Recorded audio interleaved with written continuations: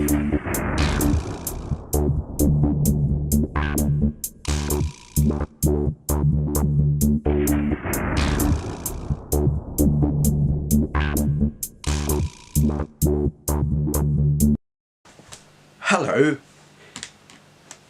this is a GPD XD. It was bought for me by my wife a few years ago. It's an Android based gaming and emulation device, handheld thingy, call it what you like. It's basically an Android device with physical controls on it, so you don't have to mess around with all the touchscreen nonsense to try and control your games.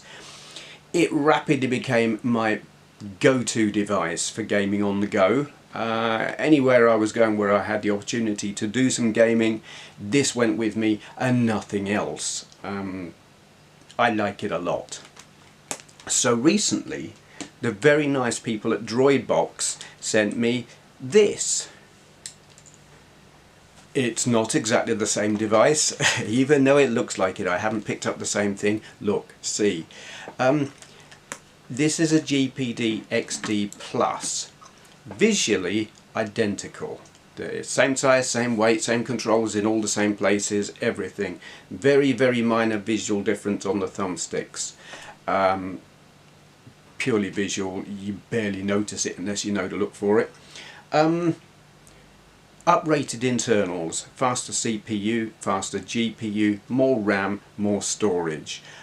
More up-to-date operating system. This is running Android 7, where that thing is running, was it 4.5 or 5? I don't remember. I put a custom firmware on it anyway.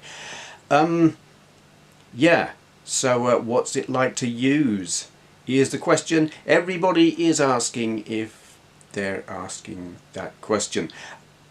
Yeah, let me turn the camera around and we'll have a look, and I'll talk about the specifications in a little bit more detail, and then I'll show you what's installed on it as it arrives, and what it's like to use performance wise, that kind of thing, the games and emulators that I run on it.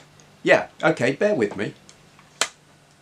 Okay, so what can I tell you about this? You've got your twin thumbsticks here, which work as you would expect them to. Normal face buttons with the X, Y, A, B that you would get arranged on an Xbox 360 type pad. Start and select game controls, home and return Android controls. L3 and R3 buttons, which work like if you were to press in the thumbstick on a conventional pad. Volume controls, on, off. I don't know what you would call that one. That's kind of you press that and it shows you all the running applications, and you can shut them down one by one or the whole lot. This button here allows you to map the physical controls to the screen, on-screen controls. If you've got a D-pad there, you can push that button and map that D-pad to the controls on there. On the back, we're probably going to lose focus now.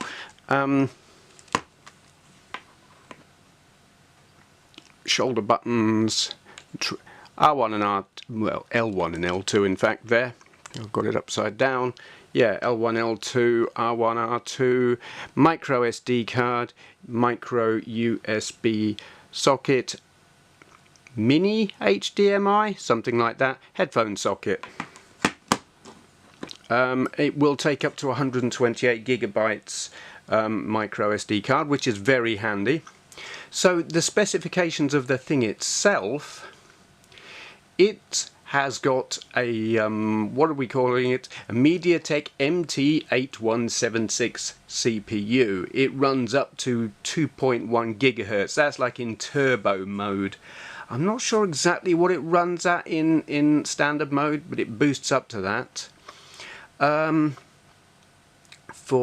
gigabytes of RAM, which is pretty impressive for an Android system, and really won't make an awful lot of difference to individual games, but if you are multitasking and got several things running, it will make a difference.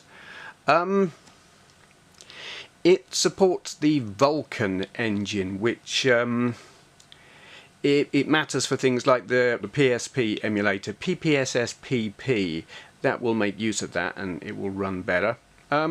modern games obviously. It's got a Bluetooth on it and it will connect up to Xbox, I guess Xbox One, or PS3, maybe Xbox 360, not sure, but yes, it will let you connect up to the pretty conventional gaming joypads via Bluetooth, which is handy if you want to play multiplayer, and I want to do some multiplayer. Nintendo 64, Mario Kart 64, so I want to get a pad. Try one of my PS3 pads with that. I haven't done that yet, I must give that a go.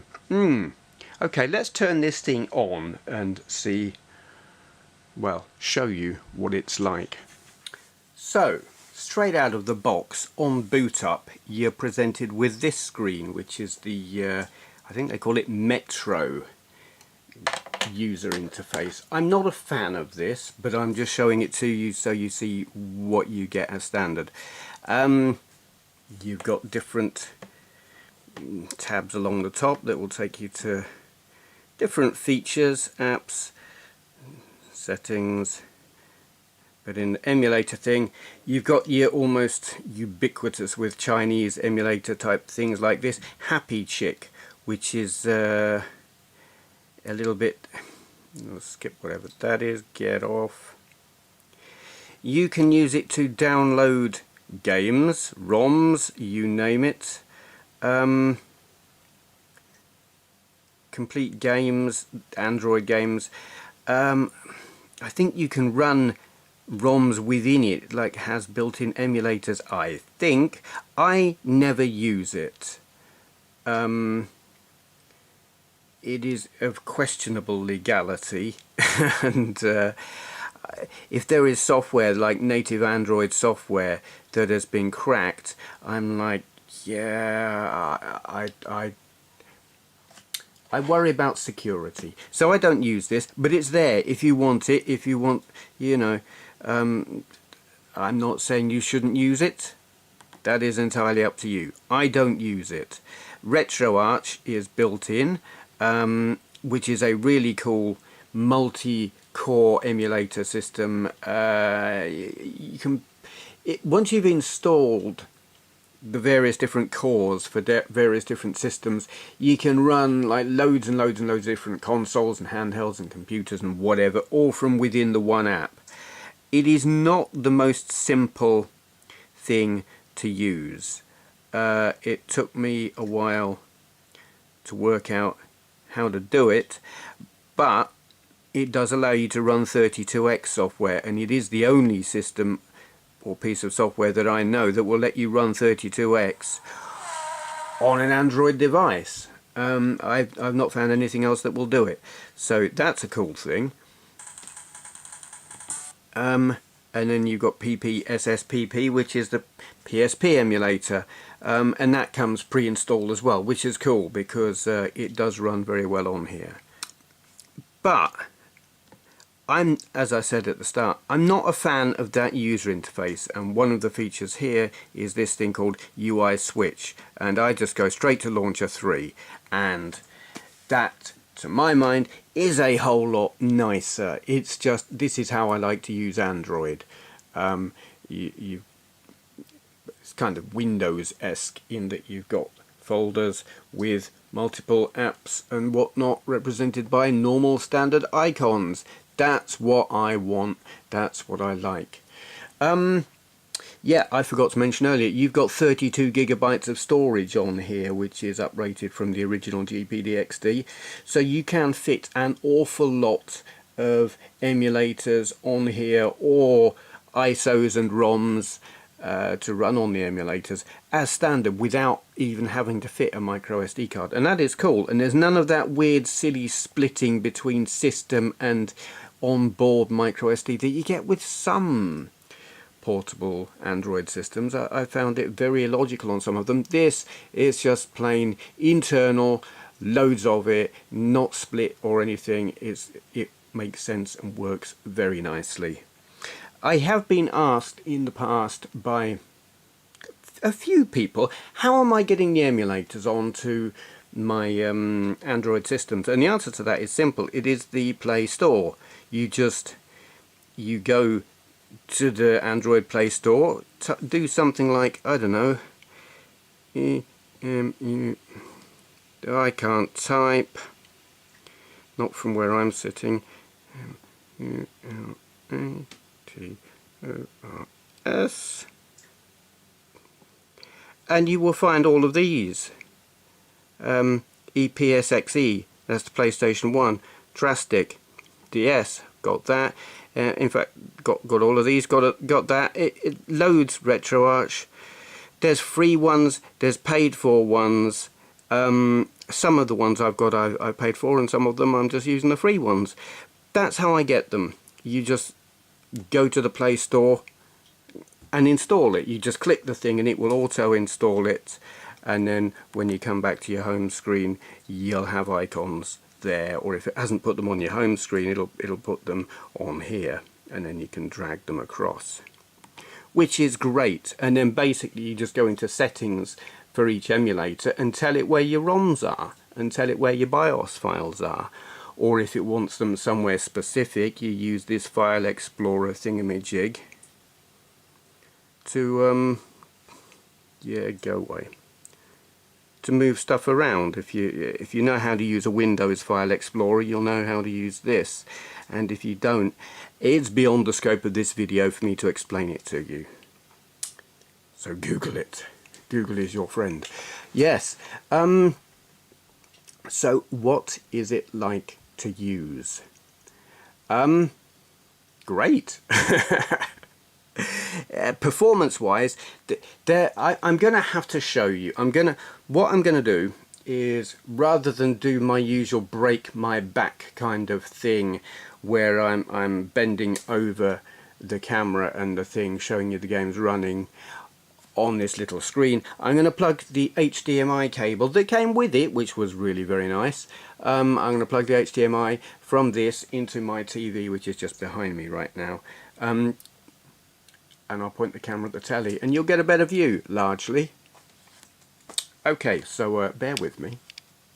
Okay, here we are, camera pointing at TV screen in super high-tech setup thing. There is one oddity with doing this, in that the TV crops the very outer edges of the display.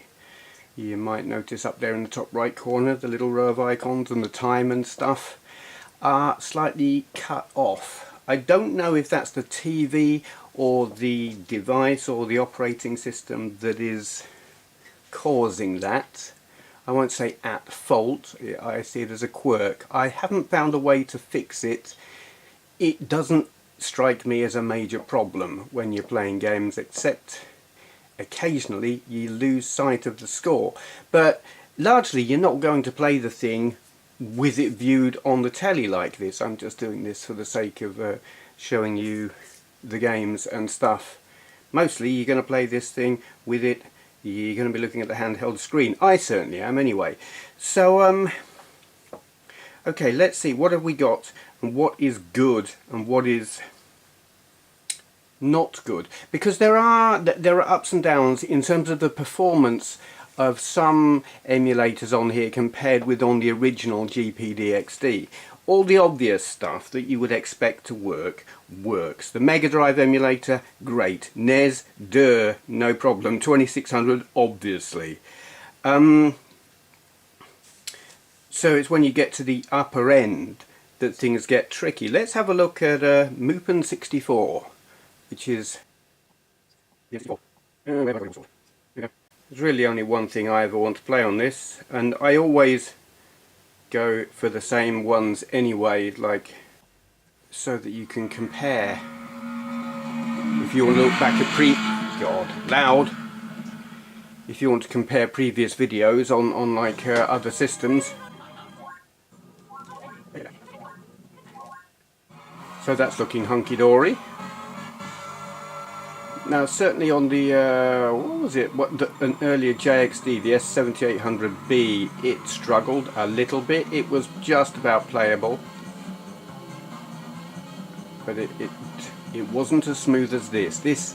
I mean, I've tried umpteen different Android systems, and this is one I always have a go at, and this is the smoothest I've had Mario Kart 64 playing on any Android device, except maybe my phone.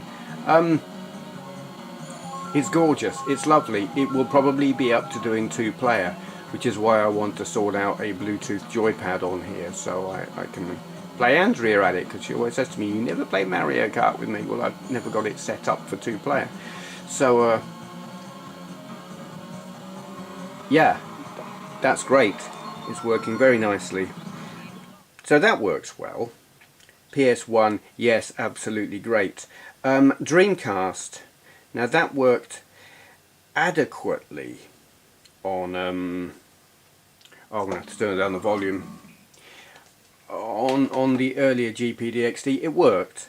Never remember the controls. Here we go. So yeah, it's running really very nicely, where previously it would have been struggling a little bit. I mean, you're not getting 50 frames per second here, but you are getting a decent enough frame rate for it to be pretty playable, provided you play better than I do. So that pleases me. So yeah, my absolute favourite reason for playing PlayStation games is Res, and PlayStation games, Dreamcast games, what am I talking about? Though you can play it on the PlayStation 2, but here you are, you can play it on your little GPD XD Plus handheld, and it kicks ass. It's great, I love it. The emulator glitches on one of the, it's like a transition screen at the end of a level. We might see it in a moment, maybe. I've got to hit that some more. Come on, do some more. Oh, it's not going to show us. Yes, that. It does that. But it really doesn't affect gameplay in the slightest. And it's not just doing that on this particular handheld. It does it on every system I run this emulator on. It's Rycast, if I haven't mentioned that already, or Raycast, I don't know how you pronounce it, but anyway, yeah, it runs really nicely on here. It's great. I like it a lot. So we'll bang out of that, because I'm not showing you the games, I'm just showing you how well the emulators work, really. Yes, Atari Jaguar. Jaguar emulation on Android is fairly recent, and for a while it's been fairly rubbish, but this emulator, what's it called? I've forgotten. Errata Jaguar. I like that, Atari spelled backwards. Errata Jaguar. There are only a few games that are like absolute must plays, but certainly you want to play Tempest 2000, and if you don't, what's wrong with you? I've been it saves your position, which is great. I closed the emulator on a previous play, and I just relaunched it, and hey presto, this is where I left off, which is really cool. I like that.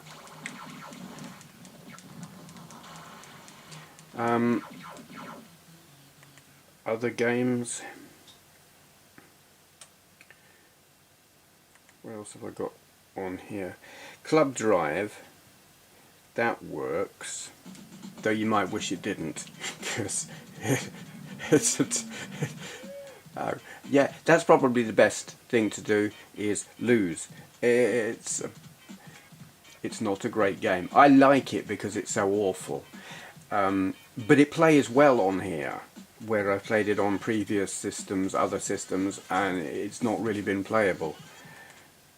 But not everything works, which is a shame. One game which I really wanted to have a go at was Super Burnout, but while it works in theory, it can't do it. It's weird actually, the Jaguar emulator does the 3D very nicely, but it can't seem to handle the sprite scaling stuff. So while this would be throwing sprites around at an incredible rate on a proper Jaguar, this emulator, not so much, no. If you want to play the game in super slow-mo, fair enough, but it's not playable. Absolutely not the fault of the hardware at all. It's just you need more oomph than you're going to get in kit like this. I don't think it's a fault with the emulator as such. I don't think it's a fault with hardware. It's a bit too much. 3DO works fine. PC Engine works fine. All the stuff you would expect. Then you get to the tricky stuff. Yaba Sanshiro. This is OU Yabose by another name. There are two games that I always go to test Saturn emulation, and we will have a look at those now. So, Sega Rally Championship. Yeah, what he said. Oh, it's fun. Those funny bleepy squeaky noises, a bit funny, very plinky and high pitched. So it zooms in like this, and I'm thinking that's a bit slow. And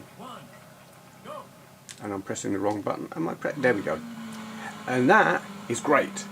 I've got the internal rendering resolution set to double standard rather than just like standard, and it's still going like the clappers, where on OU Yabose on the original GPD XD it struggled. In fact, I had to have the custom firmware installed for it to do it at all, and it was alright, though you do get the graphical glitching still, which is a shame.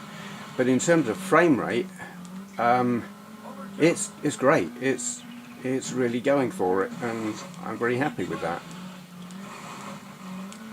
However, unfortunately, Radiant Silvergun, it boots up, and you think that's all hunky-dory, and then that happens. And I don't know why, because it worked on the original GPD XD, but it doesn't work on here. And I've tried various different settings and stuff on the emulator, and it just bugs out completely.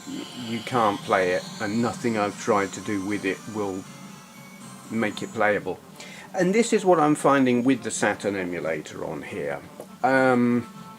Whether it's, I think it's more to do with it being a different graphics chipset. It's a more powerful chipset, but it's broken the compatibility with some. It's not strictly the emulators. It's certain features that get used on the emulator. Certain things that the functions of the original chipsets of the original consoles or whatever, they just don't translate well to this new graphics chipset. And that happens on here, which is a shame. So Sega Saturn, some stuff is better and some stuff is broken. And then a question that has been asked, Dolphin Emulation, because this is a 64-bit CPU. So you have to mess around quite a bit to get the controls. It doesn't seem to respond to the built-in controls by default, so I've had to map it to all the on-screen things and then jig them about and push them to one side to get them off of the game screen. It's a mess. It's not. Where's that there? Get off. Whatever. So it looks good on that screen, but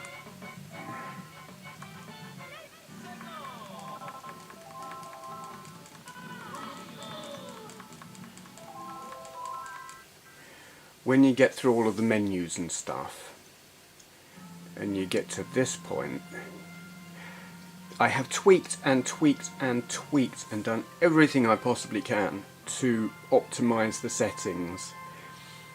Can you hear the audio is stretched out?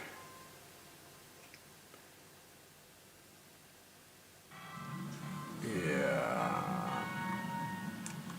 Can't remember what the controls are. We'll push that one, see what it does. Yeah, that's the one. Oh, it's painfully slow. Here we go. Yeah. You see, this is the game. I've played this on. I've used the Dolphin emulator on the GPD Pocket and the GPD Win, and with some tweaking have managed to get it up to an adequately or acceptably playable speed on this game at least, if not many or any others. But it's a good proof of concept. It shows you can emulate the Dreamcast on an Android device, but you're going to need one with a bit more oomph than this for it to be acceptable, which is a shame. But it's a nice novelty, I think. It's like, yay, I've got Dreamcast running on a handheld. Cool. It's just not good enough to play yet. Not really, unless you've got to be really not fussy about your game speed. Yeah. So it works, but you're not really going to play that. So that's all the well, it's not all the consoles, but it's all the ones I want to talk about, the ones that are noteworthy. The handhelds, the ones you would expect to work. My old boy, Game Boy. My boy's Game Boy Advance. They both run brilliantly. Drastic, Nintendo DS emulator, that works just great. And as does NGPMU, which is Neo Geo Pocket Color. You would expect all of them to work. The one that I am particularly interested in and want to show you is Ppsspp Psp Emulation on the GPD XD, the original one. The game that I always go to and always test is Gran Turismo, because it's Gran Turismo and I love Gran Turismo.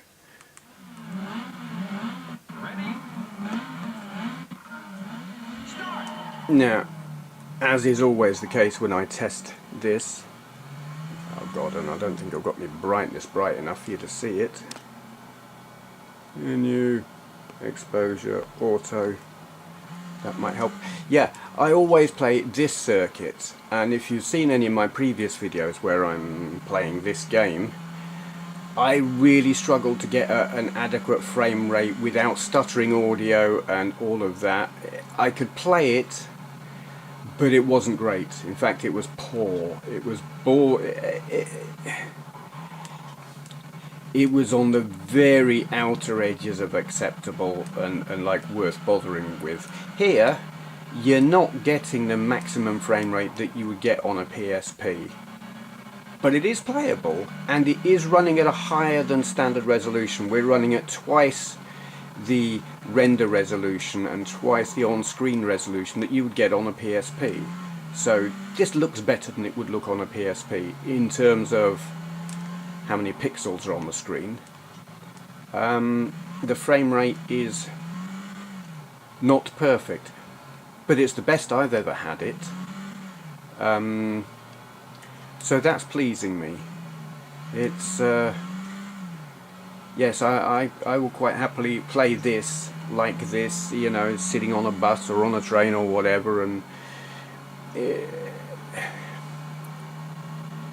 it's a very nice portable Gran Turismo-esque experience. So that's that. The other one I like to test, I'm going to show you three here. You probably have figured out what they are already if you've seen those icons. We'll edit a bit here.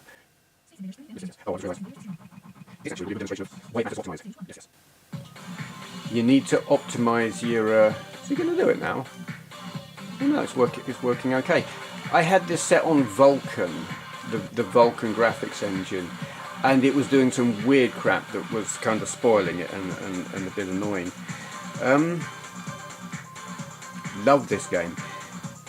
How have we got our optimization, blah blah, frame skipping, auto frame skipping is off. Let's turn the frame skipping off. We're on the OpenGL backend. That's why this is looking alright. If you run this on the Vulcan backend, it looks, oh that's it, oh that's super smooth. That's as it should be. Yeah, you run this game on Vulcan and you get some nasty graphical glitches that, well, they don't quite render it unplayable, but they render it visually knackered. Trying not to drop the F-bomb there, but yes, you do need to tinker with these things to find the best solution in terms of settings and stuff for each game. Okay, that's that. Wipeout Pulse. It glitches, the audio glitches in the menu screens, but when you get to the game itself, lovely. I suck, but I don't care. Absolutely lovely, and it is in higher than standard PSP resolution, so even on like the TV screen, it looks lovely. It's really you're getting a very nice playable frame rate most of the time. You'll lose a few frames here and there as it did a moment ago, but nothing that's going to ruin the game for the most part. And this is better performance than you would get on the standard GPD XD.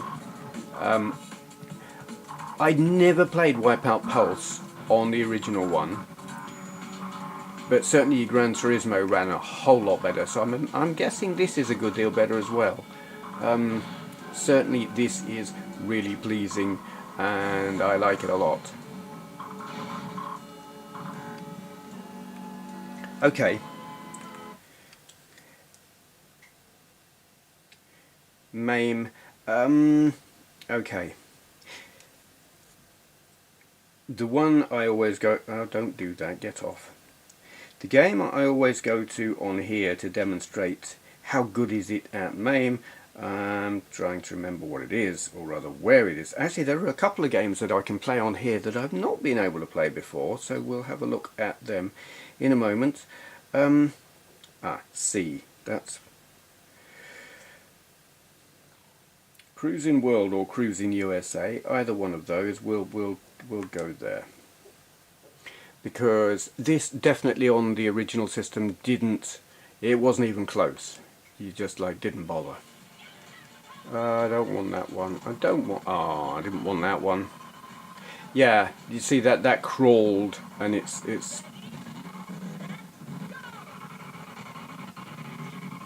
it works, but you kind of wish it didn't because it's slow. You're getting the audio glitching.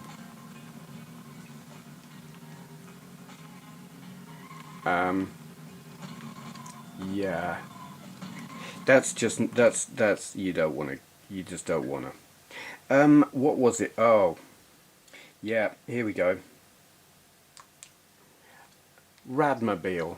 I have not been able to make this work on any emulator that I have tried it on up until now. And I'm not going to say that it's great, especially when I'm pressing the wrong button. And look at Sonic the Hedgehog swinging from the whatever he's swinging from. He's on a little chain. Yeah, okay, D-pad to steer. Yeah, up until I tried this on here and reconfigured the controls and everything, I've never been able to get it going right. It used to be I would try and steer and it would just go flying off the road. And on this, it doesn't. It's probably got nothing to do with the hardware I'm running it on, probably. I don't know. I don't know why, but here we are. I've got it running on this and it works and I'm chuffed. And I've also got Power Drift running on here under MAME emulation as well, which I've equally had real difficulty getting running in the past. Ooh, oh god. Yeah. So that's that. Sure you want to exit? Yes, we'll exit. So MAME on here, very, very good.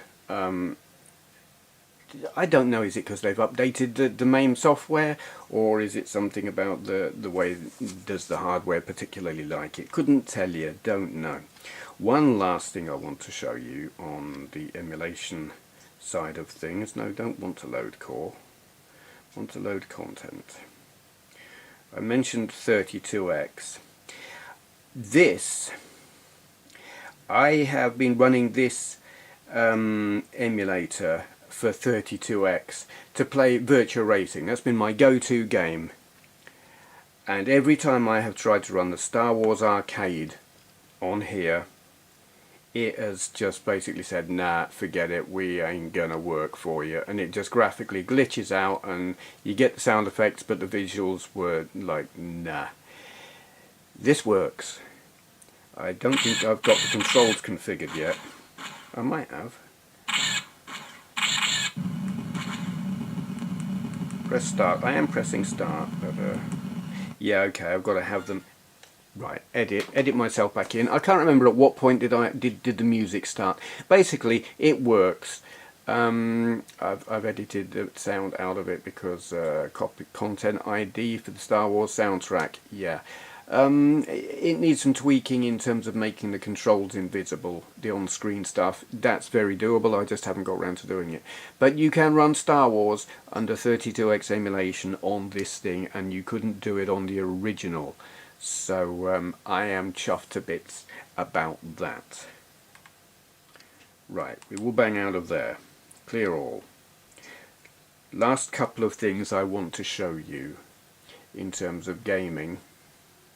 One is cool and one is sad. Cool, we'll just Android gaming. Native Android software, no emulation. No, I don't see this. We'll be going there. We'll just go straight to the next one. It's the first time I've played this with it plugged into the telly, so I don't know how it's gonna. I've used the control mapper to map the physical controls to the on-screen controls, because oddly this game doesn't recognise the physical built-in controls of the device, which is a shame and frankly quite short-sighted, I think, because the mapping is not perfect. It's over-responsive. You have to turn the sensitivity up high, otherwise it doesn't turn the wheel all the way and you end up crashing on tight hairpin corners. But it means that it's oversensitive. You want like to turn just a little bit and it just turns lock to lock, which is awkward and not what you want. But it is good for demonstrating graphically what this thing can do on modern games, though this particular circuit isn't ideal because it's a night circuit, so you're not seeing how pretty everything can look, and it can look bloody gorgeous, so maybe I should have loaded up a different circuit. Oh well. Anyway, yeah, we'll just bang out of that. So, it does do modern gaming really quite well. Unfortunately,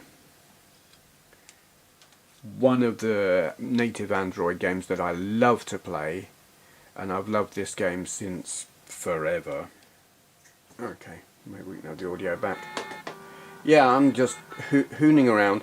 Yeah, that's what I'm talking about. Bugged out. This, I'm not blaming the hardware for this, I am blaming the software. Grand Theft Auto San Andreas on Android is a bugged piece of... Yeah, that's exactly right. I've tried it on various different Android devices, and on some of them it's great, and on some of them it's just a bugged piece of crap. And unfortunately on here it's you're not even seeing the worst of it. I've had it completely just scramble the screen, so it was doing like worse than that. I mean, what it's doing now is fairly trivial to compared to what I have seen it do. It's completely scrambled the whole screen, and words fail me. So yeah, that is a what the hell? Hey, get off! Get off me, you bastard! Run, geezer. Can't remember the controls, you see. Let's just... Yeah. And you.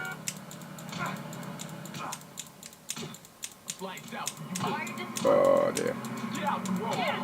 You see the glitching, you might think, yeah, I can put up with a little bit of glitching, but it will do it at times where it's like critical to see what's happening and all of a sudden you can't. It's like you're enveloped in a dark shroud of glitchiness and then you die.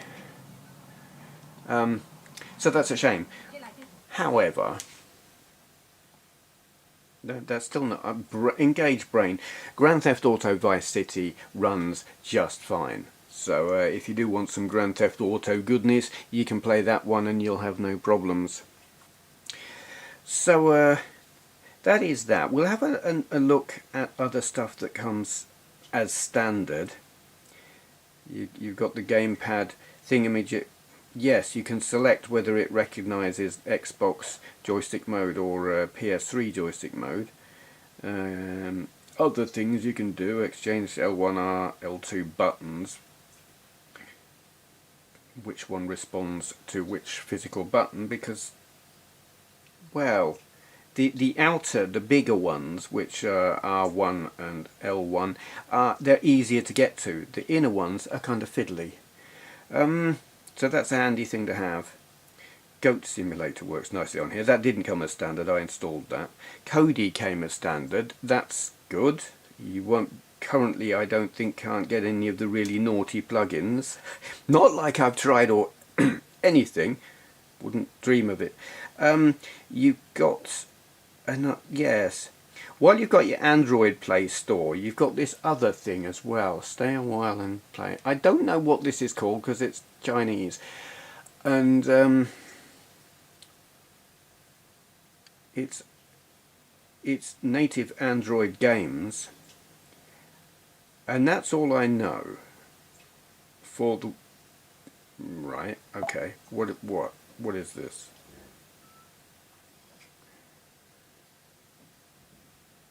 I don't know what it's doing now. It's going duh. Yeah, okay. Well, I'm just going to not do that because it makes me nervous. I like to know what a thing is when I'm trying to play it, and I don't know what that is. More what? Yeah. Just go away. Get off. Don't want any of that. Don't know what it is. So that's the thing. It comes as standard. It's been put on by GPD. I'm just not going there. Okay, I'm going to turn the camera around and speak to the camera and give you my final thoughts. Okay then, so first things first, full disclosure, this was given to me by Droidbox to review. I didn't pay for it myself with my own money, but I am completely free to say whatever I think about it. So what you are getting is a completely honest review. There is a affiliate scheme that Droidbox do. I have not signed up to that. There are links down below. If you want to buy one of these, if you decide to use those links, I will not get a penny from that, because I want to be as unbiased as possible, and that would be, you know, it would leave me open to claims of overselling it for the sake of making money. You know, that would be vested interest and all that lot. No. So yeah, completely unbiased review. What do I think of this? I like it, is the short answer. Is it perfect? No, it's not. I found a few quirks. The first thing that happened that frustrated me was I took the micro SD card from the GPD XD that I already had, that had a mass of ROMs and ISOs and stuff on it, stuck it in the micro SD card slot for this, and it said, your card's corrupted, sorry, you can't do anything with that, you're going to have to format it. And I was like, nah, put it back in the original XD, and it worked just fine. Put it into my JXD, whatever the hell that thing's called, 192K, and it worked just fine in that. So I was like, nah. So I got another micro SD card which I pulled out of my GPD Win, because I wasn't using that one. Stuck it in here. It said exactly the same thing. And this was not a cheap rubbish micro SD card, this was a SanDisk. And it said your disk is corrupted, need to format it. And I thought maybe it just doesn't like the 128 meg ones. I took a 32 meg one made by Samsung, stuck that in here, and it worked just fine. So, but 32, I say meg, I mean gig, 32 gig. I wanted more. I wanted a bigger capacity than that. So I took the 128 gig one from the GPD Win, stuck it in here, formatted it using the. There are two different ways of formatting it on here. You can format it so that it is treated as internal storage, but it will only ever work on this, which to me seemed dumb because I want to take it out and put it in my PC to transfer files. So I didn't do that. You can also treat it as an external source for moving files from different devices, and that's like, okay, we'll do that. And it works exactly, I did it, it worked exactly as you would expect it to work. So I unplug it from here, plug it into my PC, put files on it, plug it back in here, and it works. It's fine, it's cool. I don't understand why I had to format it, where say with the Samsung I didn't. It's odd, it's a quirk, it was annoying, but once you understand how to sort that out, it's not a big deal. Absolutely not a deal breaker, just an annoyance. In terms of compatibility, as I've shown, there are some games and emulators that are broken. But GTA San Andreas is broken on many different devices. I've tried it, and probably half of the Android devices I've played it on, it doesn't work anyway. Saturn Emulation, very patchy. Shame. I don't see this as being a flaw. It's not it's an inconvenience. That is the nature of hardware and software. Some chipsets work better than others. You want more powerful chips in your devices, you're going to have to accept that some stuff isn't going to work. But other stuff works better. And I think on balance, the amount of stuff that works better on here is a very fair trade-off for the stuff that's broken. I will gladly take the PSP software that works better and trade that for a couple of Saturn games, you know. Yeah, and the Jaguar stuff works a lot better as well, and the Dreamcast stuff is just glorious. GameCube, well, no. The fact that you can use it to demonstrate the proof of concept, really. But yeah, so I mean, the question people are probably going to ask maybe is, should I get one of these if I've already got a standard GPD XD? I can't answer that. Do you really want PSP games that run better? If the answer is yes, then yes. But it's not a straightforward yes or no. If you haven't got a GPD XD already, get a GPD XD Plus. Unless you really want to play Radiant Silvergun or San Andreas. You know, those shouldn't be deal breakers.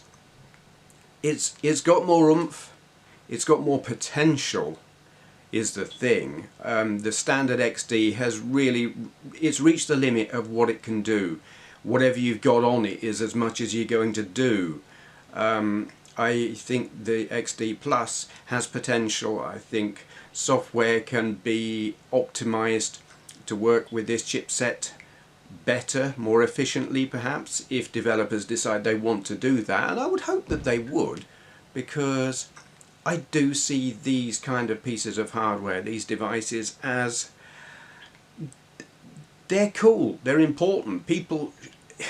I would like more people to know about these and buy them and make them mainstream. I think this should be and deserves to be a mainstream device.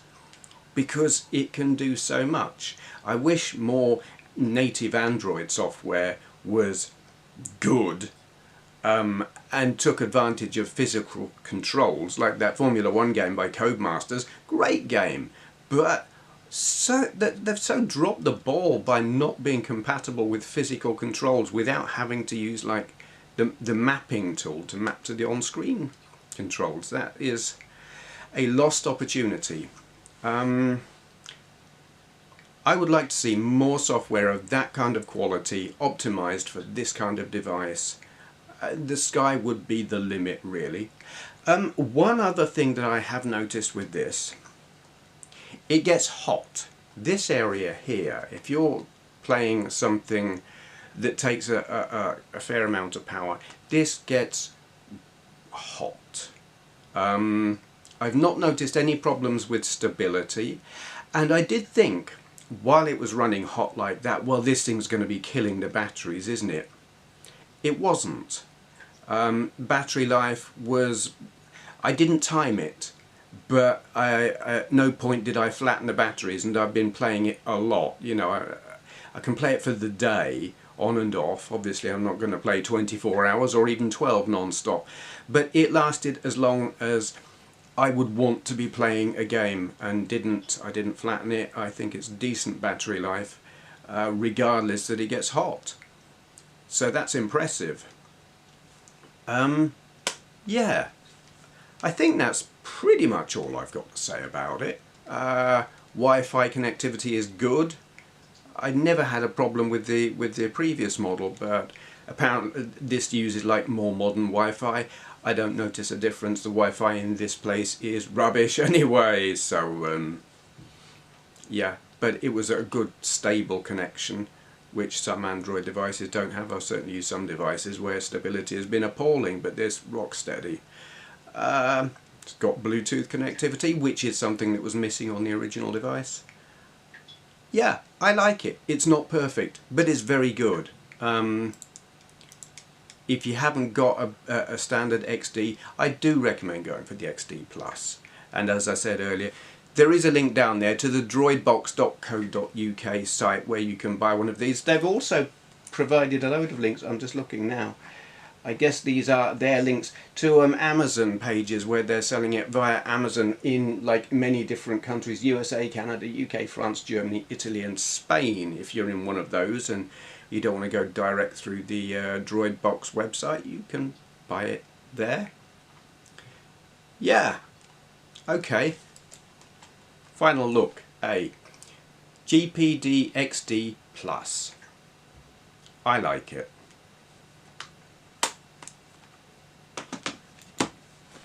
Can't think of anything else to tell you, so I'll shut up now. Thank you for watching. Right. Hit the subscribe button or I'm getting naked on camera. Go on. Do it. Right. You asked for it.